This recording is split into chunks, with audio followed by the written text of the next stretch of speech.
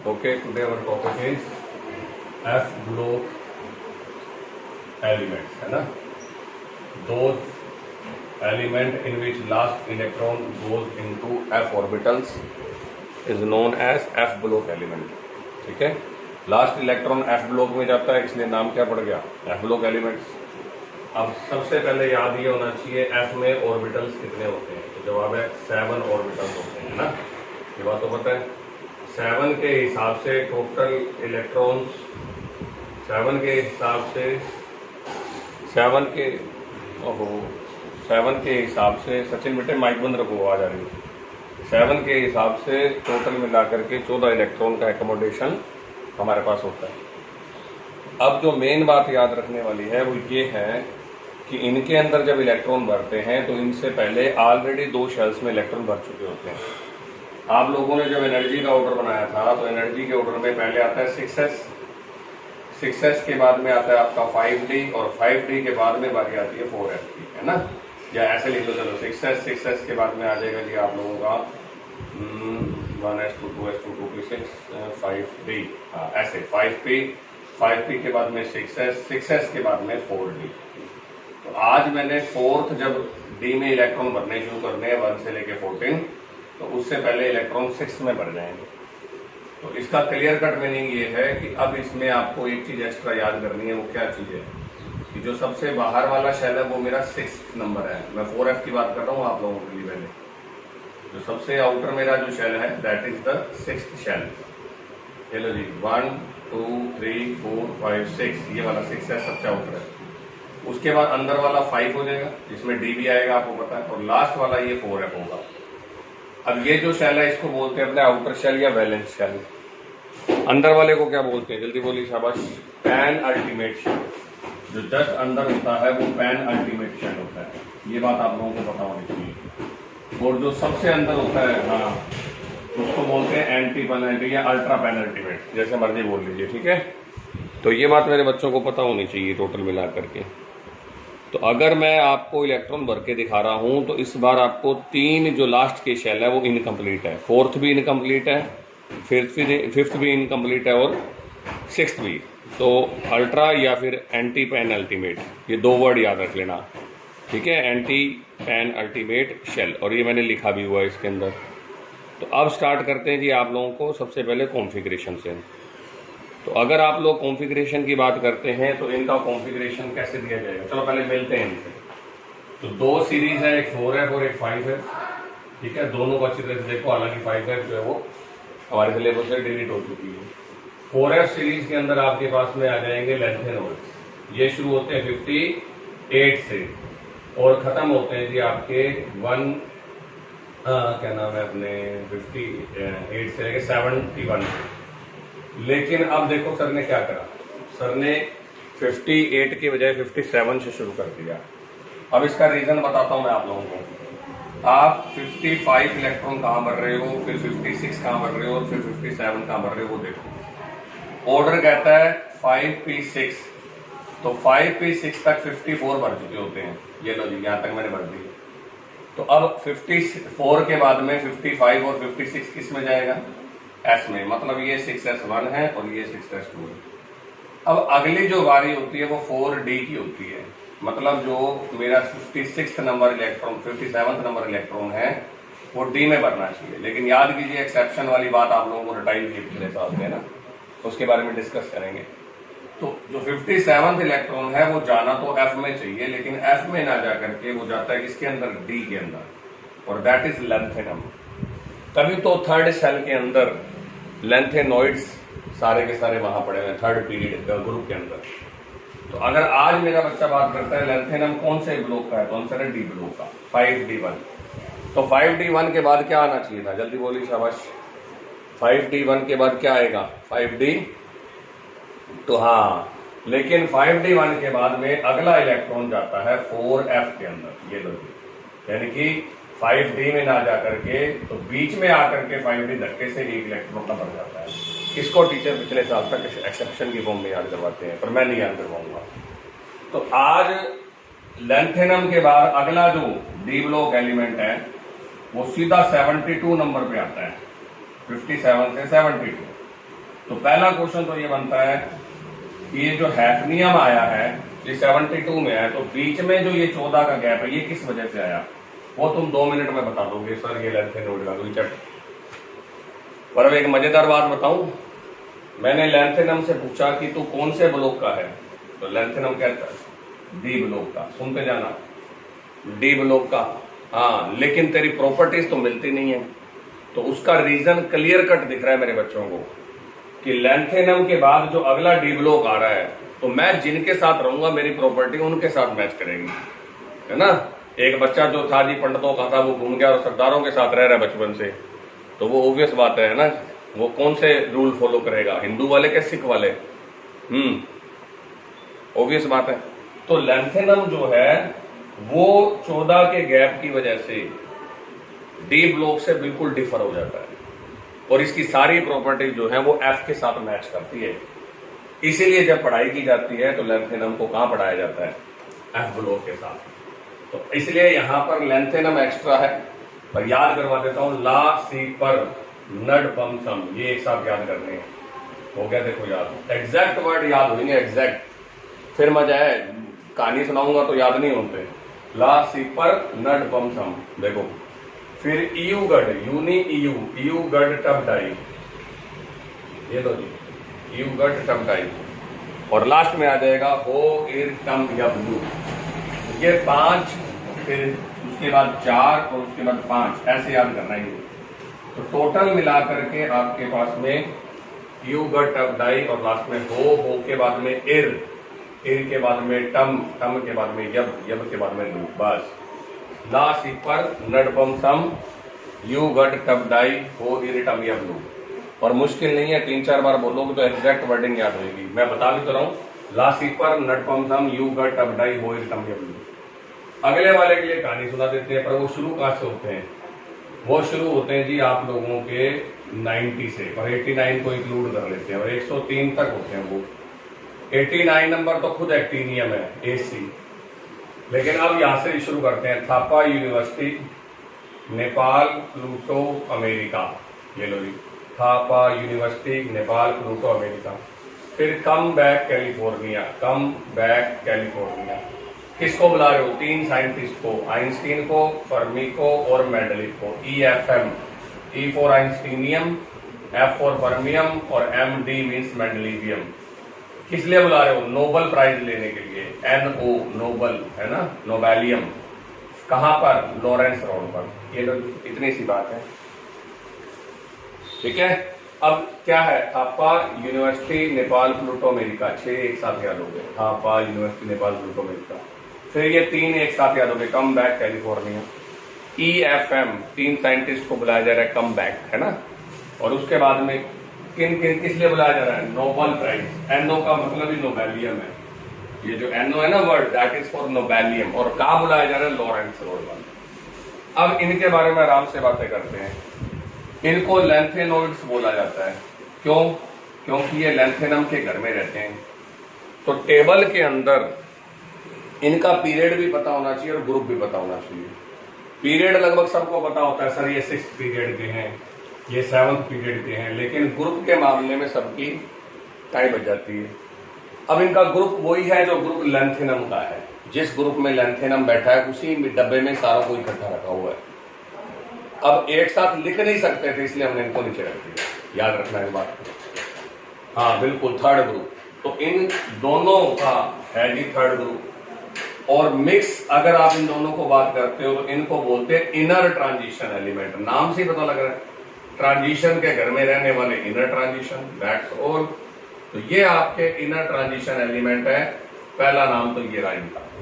तो these are known as inner transition elements. हो गया मेरा काम खत्म। लेकिन अब इनको लैंथेनोइड और इनको एक्टिनोइड क्यों बोलते हैं? तो वो लैंथेनम के बाद में इसलिए लैंथेनोइड, या इनकी प्रॉपर्टी लैंथेनम जैसी इसलिए लैंथेनोइड, इनकी एक्टिनियम के जैसी इसलिए एक्टिनोइड्स। असली बात तो होता है उल्टा, इनकी प्रॉपर्टी लैंथेनम जैसी नहीं है, लैंथेनम की प्रॉपर्टी इनकी जैसी है। पर चलो, दोनों बातें सेम ही हमारे लिए। फिर इसके बाद इनको बोला जाता है रेयर अर्थ एलिमेंट। एक नाम और दिया जाता है। क्यों दिया? रेयर अर्थ मेटल्स क्यों दिया इनको नाम? क्योंकि हाँ, बहुत कम अमाउंट है। ठीक है, जिसमें से प्रोमिथियम तो गायब ही हो चुका है। प्रोमिथियम अब सिंथेटिक है हमारी नजरों में, ये अब मिलता नहीं है, इसको बनाना पड़ेगा अगर चाहिए तो। फिर नीचे वालों के लिए बात करी तो नीचे वाले कहते सर हम सारे रेडियो एक्टिव हैं, तो इसलिए एक नाम तो हमारे लिए ये बन गया रेडियो एक्टिव एलिमेंट। चलो कोई बात नहीं। और दूसरे नंबर पे इनका नाम पड़ गया अपने सिंथेटिक एलिमेंट। मैंने कहा ये नाम क्यों पड़ा, तो कहते सर यूरेनियम तक लास्ट स्टेबल या नेचुरल एलिमेंट है, इस अर्थ में मिलने वाला लास्ट नेचुरल एलिमेंट। हाँ, ये लास्ट नेचुरल एलिमेंट है यूरेनियम, याद रखना ये कंपटीशन के लिए। उसके बाद सारे के सारे हमें बनाने पड़ते हैं, और जो चीज बनानी पड़ती है दैट इज सिंथेटिक, है ना। और एक नाम और भी है इनका, transuranium element. Transuranium वो इसीलिए रख दिया क्योंकि वो यूरेनियम के बाद के हिसाब से है ना। तो रेडियो एक्टिव एलिमेंट्स, ठीक है, या सिंथेटिक एलिमेंट और या ट्रांस यूरेनियम एलिमेंट। तो ये इनके लिए इंट्रोडक्शन वाली बात है। ला सी पर नड फंक्शन यू टम डाई ओरिटम या ब्लू, 3-4 बार बोलोगे तो लाइन अच्छी भी लगने लग जाएगी और फैमिलियर भी लगेगी। उसके बाद La means lanthanum, C means cerium, praseodymium, neodymium, promethium, samarium, europium, gadolinium, और ये आपका है terbium, dysprosium, holmium, erbium, thulium, ytterbium, lutetium. और ये आपके पास है एक्टीनियम, थोरियम, प्रोक्ट एक्टीनियम। देखो दो वर्ड है, पी फॉर प्रोक्ट और फिर एक्टीनियम। यूरेनियम, नेपचूनियम, बस नेपाल को नेपालियम मत कर देना, ये नेपचूनियम है। इसको याद रखने के लिए बताऊं, नेपच्यून क्या होता है, थोड़ा याद कराओ। हाँ, नेपच्यून के साथ प्लूटो लिखा हुआ है, तो शायद इनकी अमाउंट नेपच्यून और प्लूटो पे ज्यादा, इसलिए नाम पड़ गया नेपचूनियम और प्लूटोनियम। मेरे को एग्जैक्ट नहीं पता। अमेरिशियम, अमेरिका से बन गया अमेरिशियम। ये क्यूरियम, मैडम क्यूरी के बेस पे नाम पड़ा हुआ है क्यूरियम। ये बर्केल के नाम पे बर्केलियम, फिजिक्स के साइंटिस्ट थे। कैलिफोर्निया के बेस पर कैलिफोर्नियम। ये मैंने बताई थी, आइंस्टीनियम, फर्मियम और मेंडलीवियम, नोबल से नोबेलियम और लॉरेंस रोड से लॉरेंशियम। तो ये सारी बातें आप लोगों को नॉलेज के लिए पता होनी चाहिए, और ये मेरा इंट्रोडक्शन है। अब मैं स्टार्ट कर रहा हूं जी फर्स्ट नंबर पे लेंथेनोइड्स, ठीक है। लेंथेनोइड में सबसे पहला जो है, इनको कनेक्टिवली एलन से दिखाते हैं। पूरे खानदान को दिखाना हो तो बार बार लेंथेनोइड लेंथेनोइड नहीं बोलेंगे, एलन लिख देंगे। पर दोबारा से शुरू करते हैं। 57 नंबर कौन है, 57 नंबर है ला हफ्ता, ओह सॉरी 57 के बाद 58 ला सीपर नड पम, हाँ ला सीपर, और उसके बाद में नड पम सम, नड पम सम, और लास्ट में यू, ईयू बस। उसके बाद में गड, ईयू के बाद में गड, गड के बाद में टब, टब के बाद में डाई, डाई के बाद में हो के बाद में इर, इर के बाद में टम, टब के बाद में यब, और यब के बाद में लू। सीपर नड पम सम यू गड टब डाई हो इर टम यब लू। ये है 60 नंबर, 61, 62, 63, ये 64, 65, 66, 67, 68, 69 और 70 एंड 71। अब 57 नंबर से छोटी गैस होती है जिनोन, तो वो मैंने भर दी। दोबारा से पढ़ा रहा हूं, ध्यान से देखना। जिनोन के बाद बारी आती थी 6s की, 6s के बाद बारी आनी चाहिए थी 4f की। अब कहानी सुना देता हूं, फिर बारी आएगी 5d की, आराम से सुनना। लोग एक्सेप्शन बता देते हैं, हम लोगों ने इसको एक्सेप्शन नहीं मानना, एक लॉजिकल तरीके से इसको याद करना है। मैंने बोला सर 54 तक भर गए, 55 और 56 किस में भरेंगे, तो जवाब आया 6s में। तो मेरे पास अगर 6s है तो पूरे खानदान के पास 6s है, ये लो जी। इधर भी लिख देता हूं, मेरे पास अगर 6s है तो पूरे खानदान के पास 6s है, ये लो, हो गया 6s, ठीक है। अब लास्ट बारी किसकी आई, चलो ठीक है, ये है 54। अब आप बताओगे, मेरी हेल्प आपने करनी है। 54 तक जिनोन में हो गया, 55 और 56 किस में आ गया, एस में। अब बताओ 56 किस में जाएगा, जल्दी बोलिए, शाबाश, वेरी गुड, 5d में जाएगा। अब अगर 56 5 नहीं, गलत बोल गया, छोरा मैं इसके साथ भावनाओं में बैठ, हाँ 57 जो है वो 55 और 56 तो एस में गए, तो बारी किसकी आई थी, बारी थी इसकी। अब देखा जाए तो अगले 14 इलेक्ट्रॉन यानी 57 से 70 तक जाने चाहिए इसके अंदर, लेकिन हम रौदी भी जाते हैं, हम 57 इलेक्ट्रॉन डाल देते हैं डी में। और बच्चों को बड़े शार्पली हम कह देते हैं, यार आपू से बोला, लेकिन वैसे जर्नल डिस्कशन कर रहा हूँ ना। तो जर्नल डिस्कशन में मेरा नंबर तो नेक्स्ट जो ऑर्बिटल है वो यही है। जो एनर्जी का ऑर्डर है वो क्या कह रहा है कि 6s के बाद 4f और 4f के बाद 5d, क्योंकि 4f की एनर्जी 5d से क्या होती है, कम होती है। तो पहले किसको भरूंगा, जिसकी एनर्जी कम है। तो 4f को पहले भरना चाहिए था, लेकिन आपने चालाकी क्या कर दी, धीरे से एक इलेक्ट्रॉन डी में डाल दिया। और पिछले साल हमें ये कह दिया गया था ये एक्सट्रैक्शन है, इसको रट्टे मार लो। अब आ जाओ जी, कहानी मैं सुना देता हूं। अब मैं 6s से जा रहा हूं सीधा 4f में। पहला सवाल, 6th मंजिल पे खड़ा हूं और मुझे 4th मंजिल पे आना है। दो तरीके, हाँ, एक तो तरीका ये है कि जंप लगा दो, हाँ जंप लगा दो। एक तरीका तो ये रहा, कूद जाओ सीधा 6 से 4th पे। और एक तरीका ये है कि बीच में कुछ रख दो, बिल्कुल।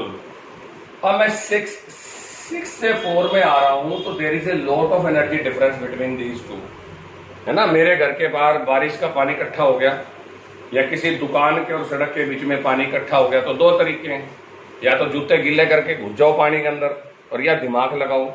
क्या करते हैं दुकान वाले दिमाग लगाने के लिए, क्या करते हैं, ईंटें रख देते हैं, बिल्कुल बिल्कुल। तो जंप करने के लिए एक स्टेप यहाँ पे और फिर उसके बाद अगले पे। इसीलिए हम ये बात बोलते हैं कि एनर्जी डिफरेंस को कम करने के लिए एक इलेक्ट्रॉन डी में जंप कर जाता है, सिर्फ एक इलेक्ट्रॉन। ये एक्सेप्शनली है, मैं भी मानता हूं, लेकिन कुछ लॉजिक तो होना चाहिए था यार। ऐसी रट्टा मारता रहूं यार, इसमें एक चला जाता है बस, क्यों ऐसे चला जाता है यार, बस बात खत्म। अब देखो 6 से आ गया 5 और 5 से आ गया 4। तो जब लैंथेनम की बारी आती है तो लैंथेनम होता है 57। अब 57 के बेस पे मैं मेरे बच्चों को इलेक्ट्रॉन भर के दिखा रहा हूं, ठीक है। और अब मैंने यहां पर आपको दिखा देना है लैंथेनम का कॉन्फ़िगरेशन है जिनोन। जिनोन के बाद 4f में 0, 5d में 1 और 6s में मैंने 2 लिखा ही हुआ है। ये लो थोड़ा ढंग से लिख देता हूं। 4f में 0, 5d में 1 और 6s में 2। अब जिनोन तो सभी में चलेगा, ये लो जिनोन जिनोन जिनोन जिनोन। अब तो सिर्फ सर को क्या समझाना है, सिर्फ समझाना है कि नेक्स्ट नंबर पे इलेक्ट्रॉन कैसे भरे जाएंगे। अब मजेदार तरीके से, अब बारी आई एफ की। एक इलेक्ट्रॉन भरने के बाद एनर्जी का डिफरेंस कम हो गया। मैंने एक इलेक्ट्रॉन भर दिया एफ में, फिर मैंने भर दिया एक इलेक्ट्रॉन डी में जो पहले से बैठा था, और फिर एस में पढ़ाई है। अब बताओ कोई समस्या आ रही है? तो 57th इलेक्ट्रॉन की समस्या थी जो पिछले साल रट्टे मार के चल रहे हैं कि वो डी में जाता है, वो डी में जाता है। तो मैं तो वो भी अभी भी यही पढ़ा रहा हूं कि वो डी में जाता है। लेकिन बात शुरू करते हैं 58 से, है ना। 58 में एक इलेक्ट्रॉन चला गया इसमें। अब बताओ आगे की गिनती क्या होगी? शाबाश। हाँ 4f2 ऑब्वियस बात है 4f2 होगा। लेकिन गड़बड़ क्या हुई? गड़बड़ ये हुई कि 4f3 हो गया। हाँ सुनना आराम से, 4f3 हो गया। अब ये 3 क्यों हुआ, इसके पीछे लॉजिक ढूंढेंगे बिल्कुल। और डी में 0 हो गया। तो इसका लॉजिक बड़ा सिंपल है, घर वाले घर नहीं और हमें किसी का डर नहीं, ठीक है। एक घर में पापा बैठे हुए हैं, उस टाइम तेरी मोशन देख ले, और एक जब तेरे पापा नहीं है या मम्मी भी नहीं है, अब तेरी मोशन देख ले। तो आज एक्चुअल में इतना बड़ा साइज हो चुका है, हम छठे शेल तक पहुंच चुके हैं। 1 2 फिर 3 फिर 4 फिर 5 और फिर 6, कि हमारा न्यूक्लियर चार्ज बहुत कम है। और न्यूक्लियर चार्ज कम होते ही वो इलेक्ट्रॉन्स की जो एनर्जी है वो क्या हो जाती है, वो ज्यादा हो जाती है, और अब वो जंपिंग के लिए फ्री हो जाते हैं। आज तक जो जंपिंग मैंने पढ़ी थी, जैसे कॉपर में पढ़ी और क्रोमियम में पढ़ी, तो वहां लॉजिक लगे थे, सर ये इसलिए कूद जाता है क्योंकि डी में 10 हो जाता है और ये हो जाता है वो हो जाता है। और मैंने गोल्ड में भी तो जंपिंग करके दिखवाई थी आप लोगों को। वहां एक लॉजिक दिया था कि गोल्ड का साइज बड़ा हो गया, न्यूक्लियर चार्ज कम हो गया, वो बेचारा एक ही इलेक्ट्रॉन खुदा पाता है, दूसरा खुदाता ही नहीं है। तो यहां पर भी तो आपका इलेक्ट्रॉन आउटर शेल दूर चला गया। तो ये एक इलेक्ट्रॉन बिना किसी रीजन के यहां जंप कर जाता है, और उसका कारण ये है कि डी वाला इलेक्ट्रॉन कहता है सर एक बात बोलूं। मैंने कहा हाँ बता। सर मैं अंदर जाना चाहता हूं। क्यों? सर न्यूक्लियस के पास। दैट्स ऑल, खत्म हो गई बात यार, इसमें क्या बताना है। तो एक डी इलेक्ट्रॉन एफ में जंप कर जाता है। अब क्या हुआ अगला बोलो? 4 0 और यहां चलो मैं मिटा देता हूं। हाँ 4 0 2 4 0 2 2 किस में चल रहे हैं बोलो? एस में। एस तो बहुत ज्यादा दूर है। फिर 5 0 2, फिर 6 0 2, फिर 7 0 2। अब 702 के बाद में लड़ाई होने वाली है और वो लड़ाई है 7 1 और 2। अब ये भाई साहब 7 1 2 वाला चक्कर क्या है, मतलब 4F में 7 5, हाँ 5D में 1 और 6S में 2। अब मैंने गैडोलिनियम से पूछा भाई तेरे क्या समस्या हो गई, कहता सर देखो इन्होंने ना पीछे से रोधी पी थी। मैंने कहा क्या रोधी पी थी, कहता देखो सीरियम से गिनो 1 2 3 4 5 6 और 7। वो कह रहे 7 तो मेरा आना चाहिए और वो यूरोपियम लेके बैठा हुआ है। तो मैंने कहा चल आना तो तेरा चाहिए पर तेरी जान क्यों निकल रही है 7 के पीछे। तो उसने बोला मेरी जान इसलिए निकल रही है क्योंकि हुंड अंकल ये पिछले साल बोल के गए थे जिसके अंदर हाफ फील्ड हो या फुली फील्ड हो उसकी स्टेबिलिटी ज्यादा होती है। याद आ गई बात खत्म करने के हिसाब से, ठीक है। तो 7 इलेक्ट्रॉन के लिए लड़ाई इसलिए चल रही है क्योंकि हाफ फील्ड है। वो कहता है मुझे नहीं पता तू अट्रैक्शन के लिए आया कि स्टेबल होने के लिए आया, तू तेरे घर जा। तो अब ये जो 7th के बाद 8th इलेक्ट्रॉन भरा जाता है वो वापस डी में जाता है 97। तो ये यहाँ एफ में 7 भर गए। लेकिन उसके जस्ट बाद जस्ट बाद मैंने खोल के देखा तो मेरे को तो 7 के बाद 8 दिखना था, दिख गया 9। फिर से वही समस्या, अब फिर तू कूद गया यार। तो कहता सर अब मैं बार बार आपको रीजन दूं। तो 9 के बाद में 0, फिर 2, फिर 10 0 2, फिर 11 0 2, फिर 12 0 2, फिर 13 0 2, फिर 14 0 2 और लास्ट में 14 1 और 2। बिल्कुल, क्योंकि 15 तो आ ही नहीं सकते थे एफ में, है ना। तो ये बताने की बात नहीं है। तो इनके पीछे कोई लॉजिकल बातें हैं तभी ये कॉन्फ़िगरेशन इंपॉर्टेंट है। और जब एक्टिनियम के कॉन्फ़िगरेशंस देखते हो तो वो कंपटीशन में भी ज्यादा इंपॉर्टेंट नहीं है। और उसका रीजन है बहुत तगड़ा कि वो और बाहर हो गए। अगर मैं एक सेल और बना दूं तो क्या होगा बताइए, शाबाश। एक सेल बना, हाँ, जब एक साइज और बढ़ जाएगा तो और दूर हो जाएंगे और जितना और दूर हो जाएंगे उतना जंप भी अजीब से होने शुरू हो जाएंगे। वो कभी यहाँ 2 जंप लगा देंगे, कभी वापस कर देंगे। क्यों? उसका रीजन मैंने आपको बता दिया है कि जितना मैं न्यूक्लियस से दूर हो जाऊंगा उतना मेरा न्यूक्लियर चार्ज कम हो जाएगा और मेरा बिहेवियर अजीब हो जाएगा। फिर बच्चा यहाँ एक बात जरूर पूछता है, सर एस वाले क्यों नहीं कूदे, इनको भी कूदा दो। तो लॉजिक दो फटाफट, शाबाश। एस कहता है पहली बात तो मेरा, हाँ पहली बात तो मैं बहुत बाहर हूं, वेरी गुड, सही, बिल्कुल सही बोला। और सेकेंडली हम 2 हैं, हम डबल है, हम पेयर्ड है, हमारे को जंप लगवाना इतना आसान नहीं है। तो ये 2 रीजन है कि एस अपने पड़े रहते हैं और जो डी वाले हैं वो कूद जाते हैं। तो इसमें कोई ज्यादा वेरिएशन नहीं है या कोई ज्यादा रट्टा नहीं है कि बच्चा मुश्किलें फील करे, यार मेरे को तो समझ ही नहीं आ रहा है ना। लेकिन ये जरूर याद होना चाहिए ऑर्डर कि जिनोन के बाद एस बढ़ता है, फिर एफ बढ़ता है और फिर डी बढ़ता है। लेकिन हमने एक बारी चल के डी में पहले इलेक्ट्रॉन डाल दिए। तो ये बात मेरे बच्चों को पता होनी चाहिए। सबसे ज्यादा जो कॉमनली पूछा जाता है वो लेंथेनम का पूछा जाता है। तो सबसे इंपॉर्टेंट कॉन्फ़िगरेशन लेंथेनम का है, क्योंकि जब बच्चा रट्टा मार के लिख रहा होता है कि अच्छा मेरे को याद है, ऑर्डर याद है, तो बच्चा 57वां इलेक्ट्रॉन 4F में डाल देता है, जबकि 57 इलेक्ट्रॉन 4F में ना जाके कहाँ जाएगा, 5D के अंदर। ठीक है, तो ये क्वेश्चन था जी। अब इसके अंदर रेडियस बता देता हूं मैं आप लोगों को सारी बात। अगर यहां तक कोई डाउट है तो पूछिए। Now the atomic radius of lanthanoid element, है ना, एटॉमिक साइज या एटॉमिक रेडियस। तो ये 2 बातों पे डिपेंड करती है। एक तो न्यूक्लियर चार्ज पे, वो मुझे पता है क्योंकि मैंने डी ब्लॉक के साइज पढ़ लिए, और दूसरे नंबर पे स्क्रीनिंग इफेक्ट पे। तो ये 2 बातें मेरे बच्चों को पता होना चाहिए ना। चलो अभी तक क्या पढ़ा हमने, जो पिछले केसेस हमने पढ़े उनमें हमने क्या पढ़ा, सर जब हम इधर जाते हैं तो एटॉमिक साइज कम हो जाता है, ये हमने 11th क्लास में पढ़ी थी। फिर बच्चा कहता है इस साल आपने एक नई बात और पढ़ा दी, स्कैंडियम से पहले कम होता है फिर ज्यादा होता है और फिर, है ना, इस तरीके से ऐसे हो जाता है, पहले कम फिर कांस्टेंट फिर ज्यादा। इसके पीछे रीजन क्या दिया था कि जब आउटर शेल में इलेक्ट्रॉन जाएंगे तो न्यूक्लियर चार्ज कॉन्टिन्यूसली इंक्रीज होगा। सुनना सर की बात अब ध्यान से। और अगर न्यूक्लियर चार्ज कॉन्टिन्यूसली इंक्रीज होगा तो साइज लगातार डिक्रीज होगा। ये 11th क्लास की बात थी।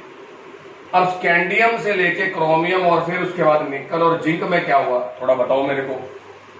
इलेक्ट्रॉन्स, हाँ ये गड़बड़ किस वजह से हुई थी, पहले ये बताओ शाबाश। ये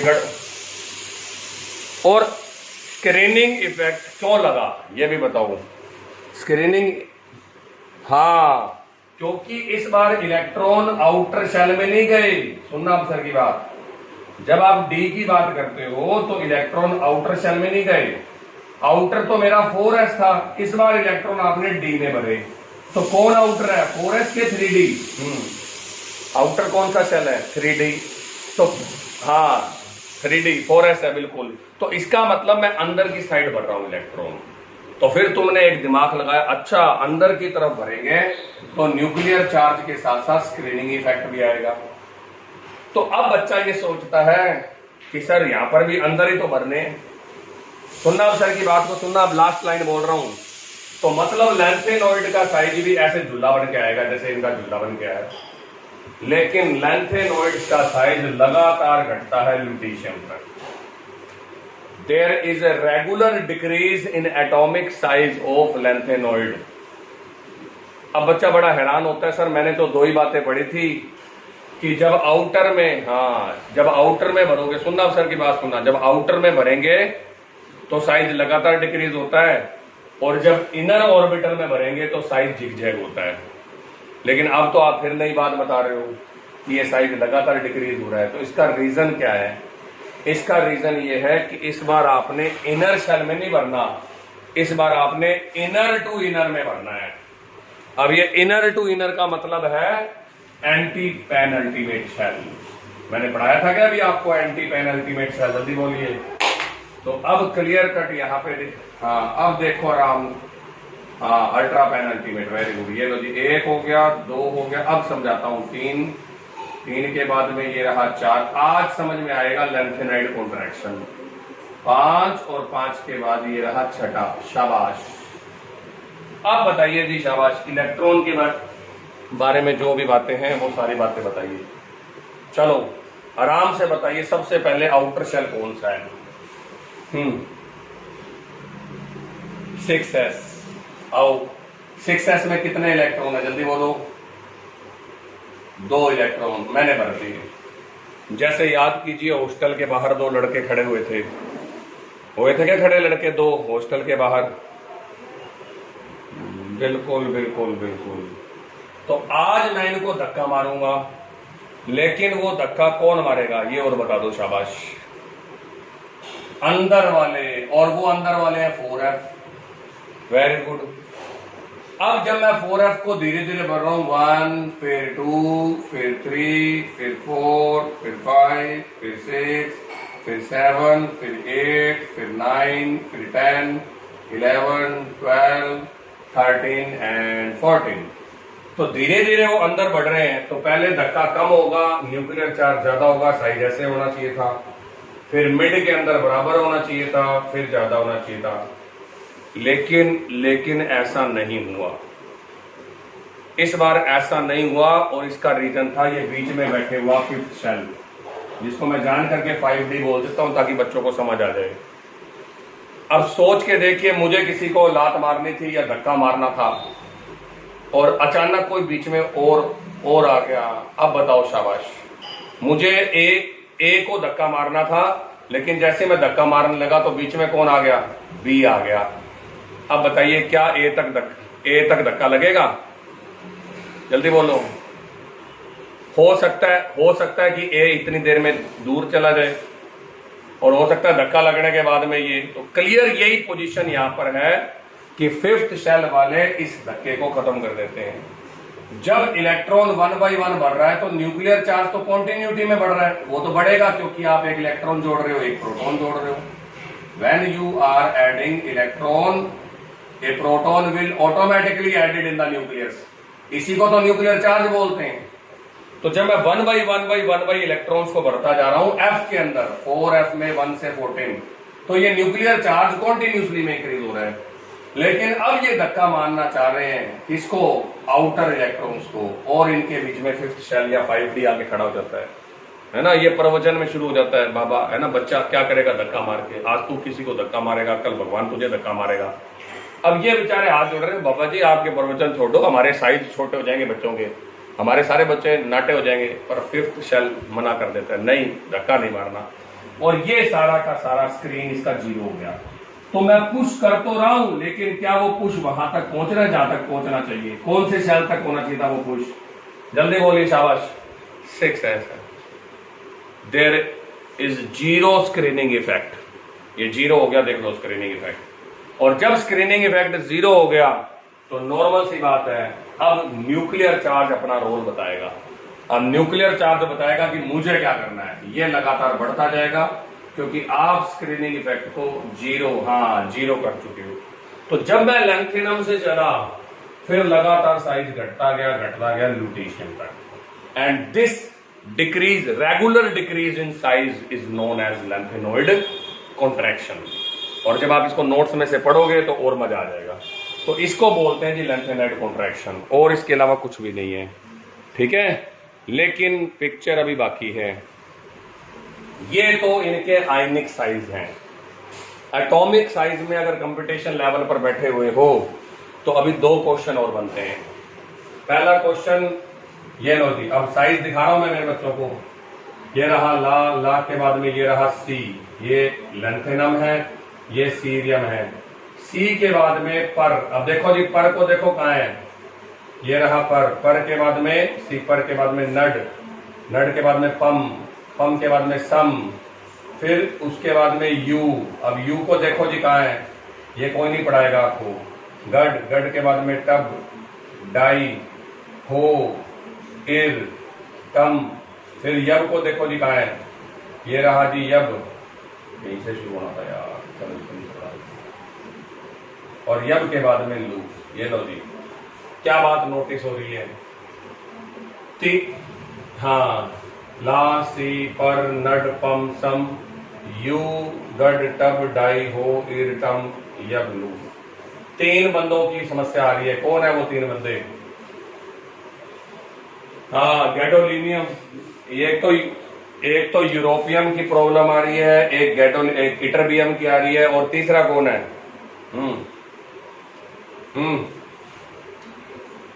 प्रोमिथियम नहीं है, तीसरा है सीरियम। सीरियम का साइज अड़ोसी और पड़ोसी दोनों से कम है। ये एटॉमिक साइज है इनके। अगर आज मेरे पास टेबल पड़ा होता मैं तुम्हें वैल्यू भी दिखा देता वहां से, क्योंकि वहां इंस्टीट्यूट में तो टेबल होता है ना, उसमें टेबल में एग्जैक्ट वैल्यूज आते हैं। ये कंपटीशन लेवल तक पे लेके जाएगा आपको पॉइंट। पहला क्वेश्चन है, सीरियम का साइज अड़ोसी और पड़ोसी दोनों से कम कैसे हो गया? क्योंकि तुम कह रहे हो लगातार घट रहा है, तो लैंथेनम से तो कम होना था, लेकिन प्रेसियोडीनियम से तो ज्यादा होना था। लेकिन प्रेसियोडीनियम का ज्यादा है, सीरियम का कम है। दूसरा क्वेश्चन कि यूरोपियम और इटरबियम के साइज इतने ज्यादा कैसे हो गए? तो इसका सीधा सा आंसर है इनके कॉन्फ़िगरेशन। अब हाँ, सीरियम का कॉन्फ़िगरेशन ध्यान से देखो। जब मेटालिक बॉन्डिंग की बात आती है तो मैंने कहा तुम कितने इलेक्ट्रॉन दोगे, और हम वो इलेक्ट्रॉन इजीली दे देते हैं जो हमारे नहीं होते। खुद के पैसे खर्च करना आसान है कि दूसरों के खर्च करवाना आसान है? एक दिन, हाँ बिल्कुल सिंपल क्वेश्चन है, इसमें कोई बताने वाली बात नहीं है। मुझे मान लीजिए 500 का नोट मिल जाए रास्ते में, अब उसे खर्च करने में कितनी देर लगने वाली है? फ्री का नोट मिल गया, लो जी करो पार्टियां करो, और साथ में गलती से दोस्तों ने देख लिया कि इसको 500 रुपए का नोट मिला, फिर तो 5 मिनट भी नहीं लगेंगे, है ना। तो यहां पर एक क्वेश्चन है कि इनकी जर्नल ऑक्सीडेशन स्टेट या मेटालिक बॉन्डिंग में ये कितने इलेक्ट्रॉन देते हैं? तो बॉन्डिंग में इलेक्ट्रॉन हम देंगे एक तो 5d वाला और एक 6s वाला, क्योंकि ये दोनों आउटर है, और वैसे भी 4s तक जाते जाते मेरा न्यूक्लियर चार्ज इंक्रीज हो जाएगा। तो क्या तुम 3 इलेक्ट्रॉन आराम से दे दोगे? तो सारों का जवाब आया यस। तो बाकी सारे मेटालिक बॉन्डिंग में या एटॉमिक साइज में बॉन्ड बनाते वक्त 3-3 इलेक्ट्रॉन देते हैं। इतने में जवाब आया सीरियम का, ना मैं तो नहीं दूंगा। मैंने कहा तेरे क्या हो गया? तो अब इसके क्या हो गया वो तुम बताओगे। शाबाश, जल्दी से बोलिए। ये क्या कह रहा है? मैं तो 3 नहीं दूंगा। कितने दूंगा मैं? सीरियम कहता है मेरा कॉन्फ़िगरेशन है 4f1 5d1 6s2। Same to same scandium वाली बात, गेट 3 बाय 1 फ्री। और सीरियम 4 इलेक्ट्रॉन दे करके सीरियम +4 हो जाता है, क्योंकि वो चाहता है कि जिनोन बन जाए वो। तो बाकियों ने तो 3-3 इलेक्ट्रॉन दिए और इसने 4 दिए। चलो कोई बात नहीं, चेक करते हैं। अब यूरोपियम और इटरबियम को भी चेक करो। जब यूरोपियम और इटरबियम की बात आती है तो यूरोपियम का कॉन्फ़िगरेशन है 4f7, डी में 0 और 6s में 2, और इटरबियम का भी यही है, जिनोन और 4f में 14 और 5d में 0 और 6s में 2। अब ये दोनों साफ हट जाते हैं कि मैं तो 2 इलेक्ट्रॉन दूंगा और मैं +2 बन जाऊंगा, और इटरबियम भी यही कहता है कि सर मैं भी 2 इलेक्ट्रॉन दूंगा और +2। तो मैंने कहा 2 क्यों दूं, एक देगा, तेरा तो तीसरा इलेक्ट्रॉन डी का है। कहता होए चाहे डी का, मैं नहीं दूंगा। और वो इसलिए नहीं देगा क्योंकि यूरोपियम और इटरबियम के अंदर हाफ फील्ड और फुली फील्ड कॉन्फ़िगरेशन है। अब हाफ फील्ड और फुली फील्ड कॉन्फ़िगरेशन से क्या हुआ, तो सोच के बताओ। पूरा खानदान कह रहा था +3 +3 +3, बीच में एक जना बोल गया +4 और बीच में एक जना बोल गया +2, या 2 जने बोल गए +2। तो याद कीजिए 11th क्लास में एक बात बताई गई थी, जो जितने ज्यादा इलेक्ट्रॉन देगा उसका एटॉमिक साइज उतना ही ज्यादा रिड्यूस हो जाएगा। याद आ रहा है कुछ? यस और नो बोल। बिल्कुल, न्यूक्लियर चार्ज बढ़ जाएगा। इसने 3 दिए लेकिन सीरियम ने बाकियों से ज्यादा दिए, और इसलिए इसका न्यूक्लियर चार्ज बाकियों से ज्यादा बढ़ जाएगा और इसका साइज बाकियों से कम हो जाएगा। Because in formation of metallic bonding it can donate 4 electrons, but europium and ytterbium can only donate 2 electrons. याद रखना है। हाँ, तो इसीलिए यूरोपियम का और इटरबियम का साइज, कल को कोई पूछ ले कि ज्यादा क्यों होता है, because they are only donating 2 electrons. बाकी सारे घर वाले 3 दे रहे थे, सिर्फ तुम लोग गड़बड़ कर रहे हो और 3 की बजाय कितने इलेक्ट्रॉन दे रहे हो, सिर्फ 2। और जो कम देगा उसका साइज बाकियों से ज्यादा होगा। पिछले साल मैंने बताया भी था, मोर द पॉजिटिव चार्ज। याद कराऊं, 1 बच्चा, 2 बच्चा और ये रहा 3 बच्चा। प्लस कैसे बना, 2 कैसे बना, +3 कैसे बना। तो ये 1 दिन से बीमार है, ये 2 दिन से बीमार है, ये 3 दिन से बीमार है और ये 4 दिन से बीमार है। और बीमारी भी कौन सी लगी थी याद है? उल्टी दस्त लगे थे, 4 दिन से लगे हुए हैं। उल्टी दस्त में हालत पता है कैसी हो जाती है, बताने की जरूरत नहीं है। तो सबसे छोटा साइज किसका है और सबसे बड़ा साइज किसका है? अब ये बताना नहीं पड़ता। सबसे बड़ा M का और सबसे छोटा प्लस का। तो इसका मतलब जो M पॉजिटिव 3 वाले हैं वो 2 वालों से छोटे होंगे और 4 वाले 3 वालों से भी छोटे होंगे। यही बात मैं मेरे बच्चों को सिखा रहा हूँ और ये मैं लिख के छोड़ देता हूँ ताकि 11th क्लास की बात याद रहे। और ये टोटल मिलाकर के लेंथेनाइड कॉन्ट्रैक्शन है। अब जर्नल कैरेक्टरिस्टिक जो हैं वो सिलेबस से हट ही चुकी हैं, लेकिन फिर भी मैं थोड़ी सी तुम लोगों को बता देता हूँ, 1-2 जो मुझे अच्छी लगती हैं। इतने से टॉपिक में खत्म हो जाएगी।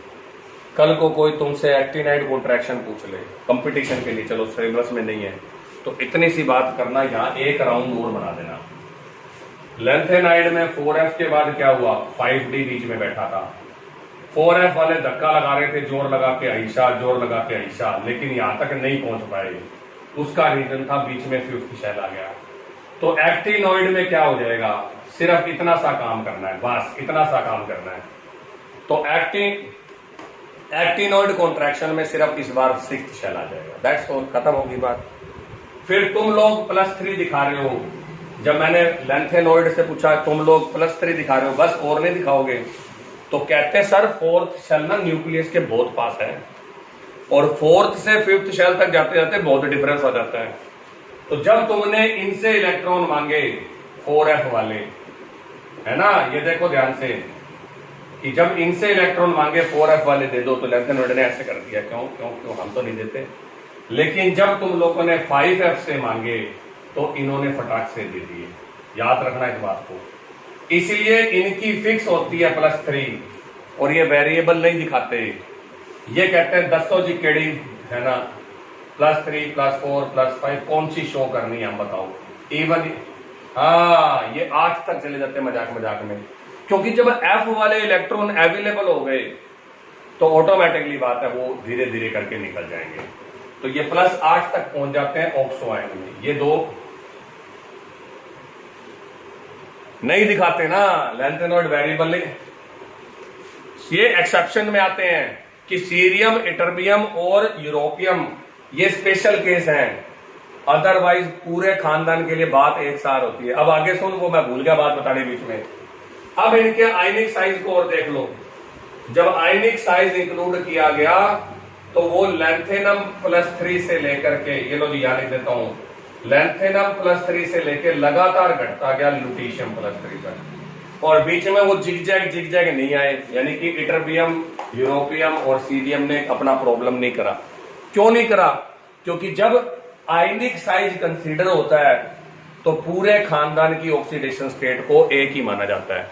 उसमें आप ये नहीं कह सकते कि चल यार तेरी +2 मेरी +3, हमने पूरे खानदान को एक जैसा दिखाया, पूरे ब्लॉक को एक जैसा दिखाया कि तू भी +3 मैं भी +3, दिखाता है चाहे नहीं दिखाता, चुपचाप बैठ जा। तो ये देखो, आयनिक साइज तो लगातार डिक्रीज होते हैं पर एटॉमिक साइज में गड़बड़ होती है, तो वेरिएबल ऑक्सीडेशन स्टेट नहीं दिखाते। ये डिफरेंस है एक्टिनॉइड और लैंथेनॉइड का। लास्ट पेज पे चले जाना, लास्ट पेज पे जाकर के देख लेना इनमें डिफरेंस।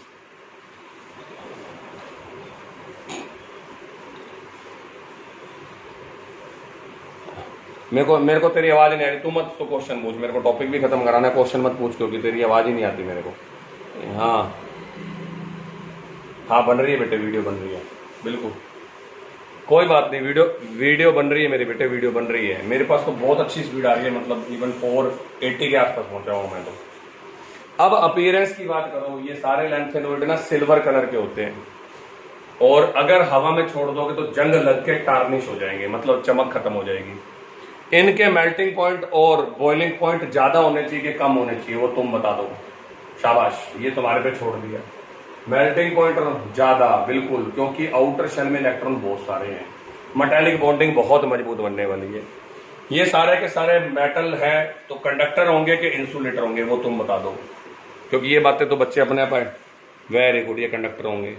अब एक क्वेश्चन आएगा, बड़ा अच्छा क्वेश्चन है, ध्यान से सुनना, सिर्फ नॉलेज चाहिए उस क्वेश्चन में, और मैं जान करके बता रहा हूं क्योंकि नॉलेज सिर्फ 12th की नहीं चाहिए होती, कंपटीशन की भी चाहिए होती है। मैंने बोला प्रेसिडियमियम, ये प्रेसियोडीमियम है, प्रेसियोडीमियम आयन और थूलियम, थूलियम +3, दोनों का कलर ग्रीन होता है, क्यों? अब ये क्वेश्चन माइंड से चलेगा, why both of these ion have similar colour, ये क्वेश्चन दिमाग से चलेगा। मैं बोल रहा हूं ना, सुनो, प्रेसियोडीमियम +3 और थूलियम +3 दोनों आयन का कलर ग्रीन है, क्यों? सिर्फ माइंड लगाओ, इस क्वेश्चन में माइंड लगाना है। हाँ, सेम एनर्जी चाहिए, क्यों? अब सेम क्यों चाहिए ये और बता, शाबाश, गुड। वैलेंस इलेक्ट्रॉन बराबर नहीं होंगे लाडी, अनपेड इलेक्ट्रॉन बराबर होंगे। ये किसने बोला? हाँ, नंबर, कलर किस पे डिपेंड है, चलो बताओ तुम अपना दे।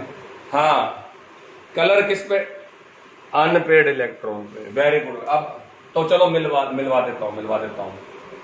प्रेसियोडीमियम का कॉन्फ़िगरेशन था 4f, प्रेसियोडीमियम C पर, हाँ अगला ही तो है 58, तो 58 वाले में 4f में 3, आराम से देखना, 5d में 0 थे और 6s में 2 थे। मैंने +3 निकाल दिए, तो बताओ कितने रह गए, पहले तो तुम बताओ। f में 3, d में 0, 6 में 2। अगर मैं इसकी टाट पे +3 देखना चाहता हूं तो f में रह गए 2, शाबाश। और थूलियम जो है वो इटर्बियम का भाई है, इससे जस्ट पहले वाला, तो 13 के बाद d में 0 और s में 2। अब बताओ शाबाश, कितने रह गए?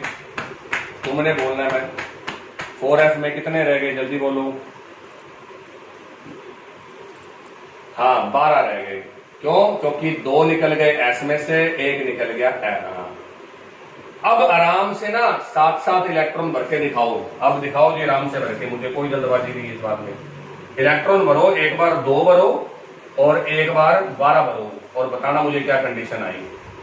अगर मैं 7 ऑर्बिटल बनाकर 2 इलेक्ट्रॉन भरता हूं, 1 2 3 4 5 6 7, तो कितने अनपेयर्ड है, जल्दी बोलिए, शाबाश। 2 अनपेयर्ड है, वेरी गुड।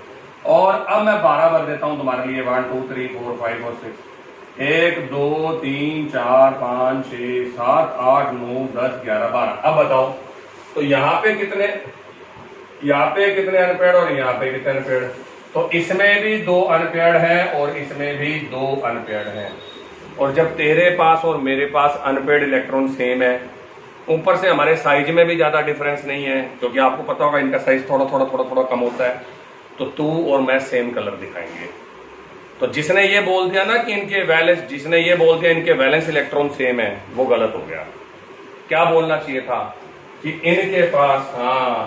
इनके पास सिमिलर अनपेड इलेक्ट्रॉन है, सिमिलर अनपेड इलेक्ट्रॉन। और अगर सिमिलर है तो आगे एक क्वेश्चन और बना देता हूं कि नियोडीमियम +3 और इर्बियम +3 दोनों पिंक कलर के हैं और इसका आंसर भी सेम है। इसके अगले वाला और इससे पहले वाला, नियोडीमियम +3 और इर्बियम +3, ER इससे पहले वाला, तो इससे पहले वाला और इससे बाद वाला, उसमें होंगे, इसमें हो जाएंगे आउटर सेल में 3, उसमें हो जाएंगे 11। ठीक है, तो दिमाग लगाना, नोट्स में दिया हुआ है, तो ये आपके लिए। अब आयोनाइजेशन एंथैल्पी बताइए, शाबाश, बोलो बोलो बोलो बोलो।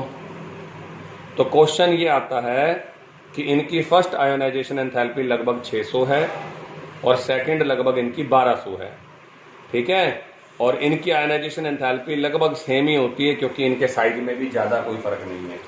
फिर भी कोई पूछ सकता है कि लैंथेनम की ज्यादा होनी चाहिए कि लुटेशियम की ज्यादा होनी चाहिए। अब ये तुम देख के बता दो, नकल मार के बतानी है बस। लुटेशियम की क्यों होनी चाहिए, लुटेशियम की? क्योंकि लुटेशियम तक आते आते साइज घट गया, और साइज क्यों घट गया? क्योंकि न्यूक्लियर चार्ज बढ़ गया।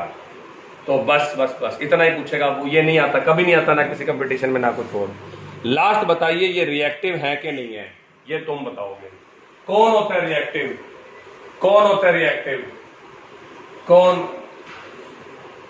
ऐसे? हाँ, क्या थोड़ी देर पहले इनको जंग लगी थी? जल्दी बोलिए। हाँ, तो मैंने कहा यार तुम इतनी जल्दी इलेक्ट्रॉन कैसे दे देते हो, तुम तो 4f अंदर वाला शेल है, तुम कैसे इलेक्ट्रॉन दे देते हो? तो जवाब क्या आया? हाँ जी, 500 का नोट पड़ा है, 500 का नोट पड़ा है अभी। हाँ, किसका? बिल्कुल हमारे। क्यों दे हमें? तो आपने क्या बोला? पैसे देने, ये थोड़ी ना बोला किसके देने। तो फटाक से इलेक्ट्रॉन निकाल के दे देता है, चाहे वो किसी के भी दे देता है, और इसलिए ये रिएक्टिव नेचर के हैं और इनको जंग लग जाता है। और अब उसके बाद में आता है इनकी रिड्यूसिंग नेचर। तो रिड्यूसिंग नेचर किसकी तगड़ी होगी, लैंथेनम की के ल्यूटेशियम की? ये और बता दो लास्ट, शाबाश। किसकी रिड्यूसिंग नेचर ज्यादा होगी?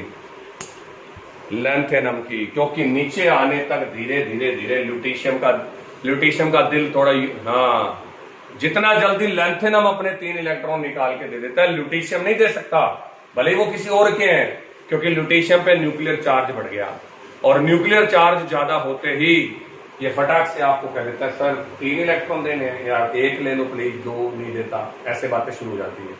तो भले ही मैं, हालांकि फर्क ज्यादा नहीं, ये तो मैं आपको इमोशनल कहानी जान करके सुना रहा हूं, फर्क सिर्फ 2.2 से 2.4 है, इतना ही फर्क है। और बीच में यूरोपियम जरूर गड़बड़ करता है, यूरोपियम, ये अड़ जाते हैं दोनों जने, यूरोपियम और इटरबियम, लेकिन इनके लिए रीजन मेरे पास पड़ा हुआ है कि यूरोपियम और इटरबियम के लिए ये वैल्यू थोड़ी लेस नेगेटिव होती है, +3 वाली, क्योंकि इनके 2 वाले कॉन्फ़िगरेशन फिक्स हैं। ठीक है, फिर अब कोई कह दे इनकी रिएक्शनें बता दो, तो बच्चों वाली रिएक्शन है, बिल्कुल बच्चों वाली, जो कि सिलेबस से हट चुकी है। सारे खानदान को मैं LN से शो कर रहा हूं, LN मतलब लैंथेनॉइड। अब किसी ने कहा इनकी एसिड से रिएक्शन करा दो, सिर्फ ये याद होना चाहिए कि इनकी ऑक्सीडेशन स्टेट क्या है, उसके बाद मेरी कोई जरूरत नहीं है, बस एसिड से करा दो, पानी से करा दो, है ना, जो मर्जी बुला लो यार, अपने को डर किस बात का है। किसी ने बोला चलो पहले हवा से करा दो, तो बताओ जी हवा के साथ क्या होगा, आराम से सोचो, हवा में कौन सी गैस आएगी रिएक्शन करने? हाँ, ऑक्साइड बना लेगा, और वो भी कौन सा? Ln2O3। अब तुम कह दो बैलेंस कर दो, तो ये लो जी बैलेंस कर दिया, इधर भी 2 लगा दिया तो इधर 4 लगा दो, और ये लो जी 3। कभी नहीं आएगी पेपर में, कभी आज तक नहीं आई, ना आएगी। फिर तुमने कहा एसिड से कराओ रिएक्शन, तो मेरे को एसिड पसंद है, सबसे बढ़िया HCl। अब आप बता दो क्या होने वाला है? Metal plus acid, 10th class से पढ़ाते आ रहे हैं, और अगर याद नहीं है तो Zn plus H2SO4। Very good very good very good. अगर कल को तुम लोगों ने HCl से बिड़ा दिया तो LnCl3 बनेगा और हाइड्रोजन बनेगी। बैलेंस करने के लिए इधर लगा देता हूं 2, इधर लगा देता हूं 6, इधर आ जाएगा 2, इधर 3। ये लो जी, पानी से सेम ही रिएक्शन है, तेरा प्लस और मेरा माइनस। ये लो जी HOH, पानी के साथ बनेगा LnOH की 3, LnOH की 3। बैलेंस करने के लिए इधर 2 आ जाएगा, इधर 6 आ जाएगा। ये पानी के साथ भी हाइड्रोजन छोड़ देते हैं, इसका मतलब इनकी रिएक्टिविटी ज्यादा है। ये कह रहे हैं हम पानी को इलेक्ट्रॉन देकर उससे एसिड की तरह व्यवहार करवा देंगे हम, कि now the water is behaving like an acid. मतलब कुछ तगड़ी बात है, ये हाईली बेसिक है। इससे पता लगता है दीज आर स्ट्रॉन्ग बेस। और अगर कोई कहते नाइट्रोजन से रिएक्शन तो LnN बनेगा। नाइट्रोजन के बॉन्ड कितने होते हैं वो मेरे बच्चों को पता ही होगा, ठीक है। हाँ, कोई नाइट्रोजन का यूज कर रहा है, बताना चाहे रिएक्शन बताऊंगी, काम चल जाएगा। Ln प्लस N2 बराबर LnN। अब ये ऐसा क्यों बना LnN? क्योंकि मेरे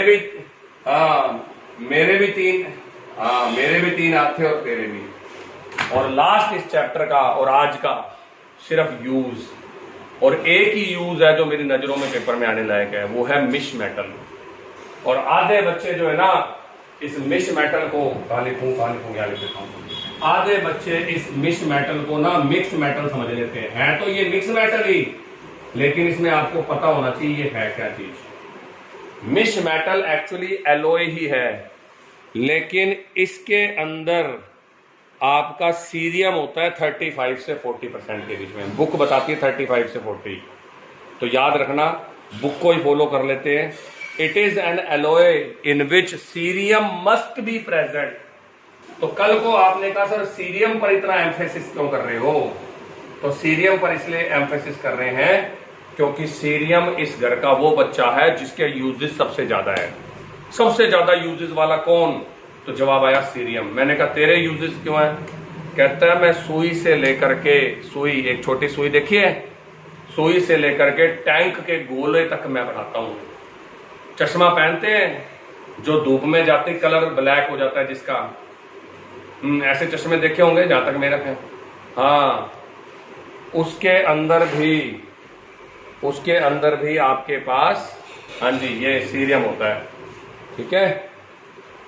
क्या ये बात याद रह जाएगी? आवाज आ रही कि मेरी? Hello hello hello hello hello. अरे वो बाहर फोन आ गया बीच में, वो आवाज बाहर चली गई। आ गई आवाज, आ गई। तो ये था जी मेन मिश मेटल है। यूजेस मैं बता देता हूं। मिश मेटल में 40% होता है सीरियम, बाकियों की कोई जरूरत नहीं है। इसको यूज किया जाता है सिगरेट और गैस लाइटर बनाने में, बंदूक की गोलियां बनाने में और टैंक के कुछ पार्ट बनाने में। मैग्नीशियम के साथ जो सीरियम का एलॉय है उससे हम जेट इंजन के पार्ट्स बनाते हैं। जेट इंजन आपने सुना होगा, जो ये एयरक्राफ्ट होते हैं। उसके अलावा जो लैंथेनॉइड के ऑक्साइड है वो कैटालिस्ट की तरह काम करते हैं हाइड्रोजिनेशन में, डिहाइड्रोजिनेशन में, ऑक्सीडेशन में। और लैंथेनाइड के जो ऑक्साइड है वो ग्लास को पॉलिश करने में। और सबसे लास्ट यूज यही लिखा हुआ है कि ग्लास कंटेनिंग सीरियम, जो सीरियम है ना, सीरियम ग्लास जिस कांच में सीरियम डाला हुआ है वो यूवी रेज को एब्जॉर्ब करता है। पोलराइड ग्लास सुना होगा, पोलराइड। ये आप लोग जब जाते हो कोई भी वो लेने, चश्मा वगैरह गूगल से लेने जाते हो, तो वो जाते हो कहेगा ये पोलराइड ग्लास है। और पोलराइड ग्लास के लिए वो आपको कहता भी ये देखो सर सामने एक पिक्चर बनी है, इसमें कार दिख रही है, तुम खुश हो गए, कहते हो नहीं दिख रही। फिर जैसे चश्मा पहनते हो वो कार दिखने लग जाती है उसमें। पोलराइड जो ग्लास होते हैं वो आप लोगों के यूवी रेज को एब्जॉर्ब करते हैं और वो सामने रिफ्लेक्शन को भी नहीं आने देते। तो सीरियम वालों का ये मेन यूज है। तो this is all from F block elements।